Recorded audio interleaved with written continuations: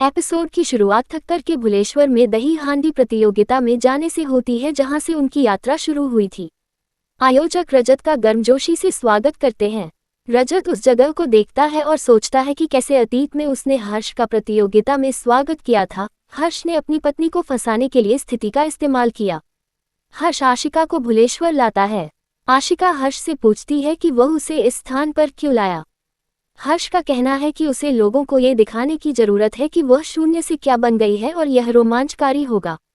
आशिका का कहना है कि वह रोमांचित महसूस नहीं कर रही है।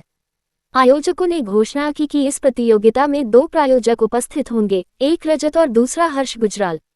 हर्ष और आशिका कार से नीचे उतरते हैं। ठक्कर हर्ष और आशिका को वहां देखकर नाखुश हैं। आयोजक घोषणा करते हैं कि दही हांडी प्रतियोगिता थोड़ी देर में शुरू होगी। आयोजक हर्ष को उससे बात करने के लिए एक तरफ ले जाता है। कॉलोनी की महिलाएं आशिका से बात करती हैं। साई सावी से पानी मांगती है। सावी पानी लेने जाती है, जहां वह आशिका की बातें सुनती है और महिलाएं बात करती हैं कि रजत अभी भी आशिका से प्यार करता है।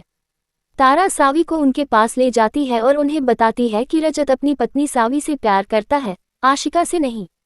तारा आशिका से पूछती है कि क्या उसके प्रेमी ने उससे शादी नहीं की। वह आशिका से कहती है कि यह अफसोस की बात है कि तुम्हारे प्रेमी ने अभी तक तुमसे शादी नहीं की। सावी तारा को वहां से ले जाती है। साई रजत के माथे पर कपड़ा बांधने के लिए संघर्ष करती है। सावी मदद की पेशकश करती है और रजत के माथे पर कपड़ा बांधती है और उसमें एक मोरपंख लगाती है। आशिका सावी रजत के पल को देखती है।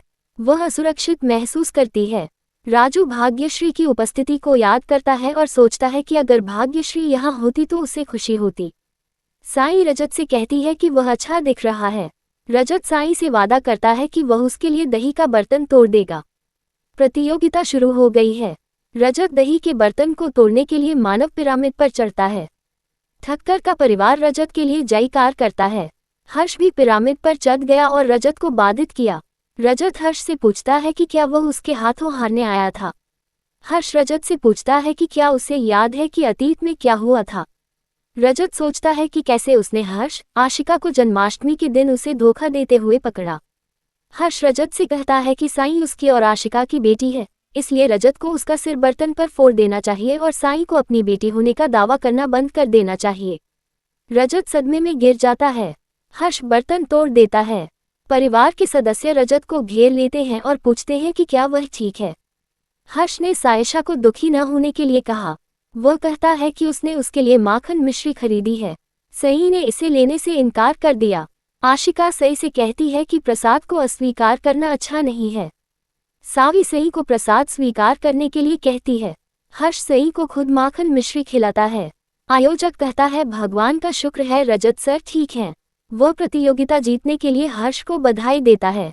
वह हर्ष से कहता है कि हर साल विजेता अपनी समिति द्वारा व्यवस्थित चैरिटी फंड को अनाथ बच्चों में वितरित करेगा। हर्ष ने फंड में 11 लाख रुपए दान किए। आयोजक उसे धन्यवाद देता है और कहता है कि ऐसा लगता है कि आपको बच्चे पसंद हैं। हर्ष कहता है मुझे बच्चे बहुत पसंद हैं और बहुत जल्द मेरा खुद का बच्चा होगा। हर्ष वहां से चला जाता है। तारा हर्ष पर टिप्पणी करती है। वह रजत से पूछती है कि क्या वह ठीक है। रजत चुप रहता है। राजू लकी से कार लाने के लिए कहता है। कॉलोनी की महिलाएं राजू और उसके परिवार को रास लीला के लिए रुकने के लिए कहती हैं। राजू कहता है कि उन्हें देर हो रही है। सुशीला राजू से नवविवाहित जोड़े को रास लीला खेलने देने के लिए कहती है। राजू सहमत हो जाता है। सावी मना कर देती है, लेकिन तारा उसे रोक देती है। वह सावी और रजत को उनके परिवार के सम्मान के लिए रुकने के लिए कहती है। राजू और अन्य लोग साई के साथ चले जाते हैं। कॉलोनी की महिलाएं सावी को तैयार करने के लिए ले जाती हैं। हर्ष रजत के पास आता है। वह पूछता है कि क्या परिवार के सदस्य चले गए हैं। वह साई के लिए पूछता है।